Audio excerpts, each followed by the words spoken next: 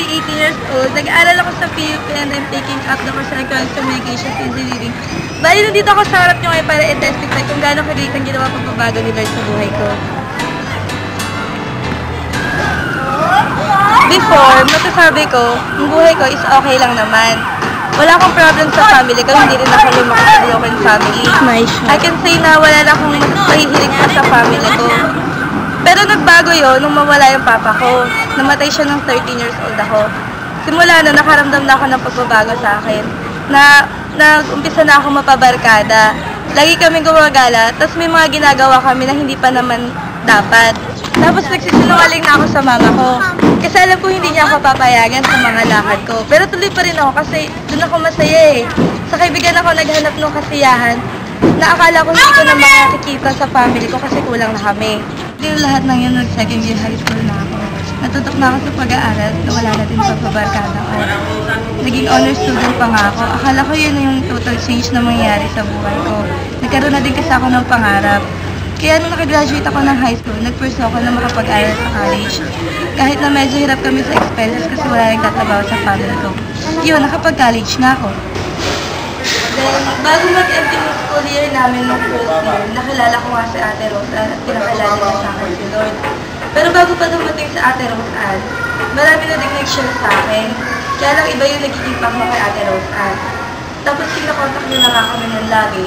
Nag-meet na rin kami para makapag-cell group nga. Na-engage na ako sa cell group. Pero nung una, pasaway din talaga kami. Niloloko pa namin sa Ate Rose Ann tungkol sa schedule namin sa school para lang hindi kami makapag-meet.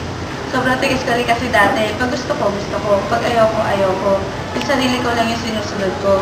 Pero gumawa pa rin talaga si Lord ng way para makabalik kami sa pagka-cell group. Dumating sa point na umiyak na yung cell group leader namin dahil sa mga ginagawa namin. Tapos, yun na yung time na narealize ko na kailangan may gawin na ako. Nag-start na ako nun. Doon ako nag-start na mag-devotion. Medyo lumalab na yung pagkakakalala ko kay Lord. Tapos, naging regular na kami sa cell group. Tapos dumating din yung time na inaya na kami ni Ate Rose Ann na mag-encounter. Nung una, ayoko pa talaga. Kasi feeling ko hindi pa ako ready na bitawan yung mga dati kong ginagawa. Na feeling ko kasi doon ako masaya. Tapos yun, dumating dun sa point na kailangan ko na rin talaga mag-decide. Kaya yun, nag-encounter na ako. Yun, nag-encounter. Sobrang iba na. Kung ano ako nung pumasok ako na encounter, masasabi ko, iba na ako pag realize ko. Hindi na matigas yung puso ko at ulo ko sa mga bagay na dapat kong gawin. And now, I can say, patuloy ang paggawa ni Lord ng mga great things sa buhay ko. Nakita ko ngayon kung anong totoong buhay. At yun na yung buhay kasama si Lord. Sa kanya ko nakita yung kaligayahan na akala ko dati nakita ko na. Sa mga bagay na ginagawa ko, mali ka na.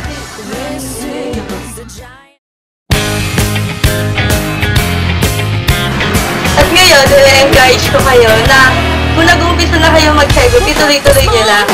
Huwag niyo pa sasakatin yung ulo ng mga cell group leader nyo. Tapos, ina-encourage ko din kayo na mag-encounter na. Where talaga, hindi kayo mag-skipin. Doon nyo makikita kung gaano kasarap magmahal si Lord.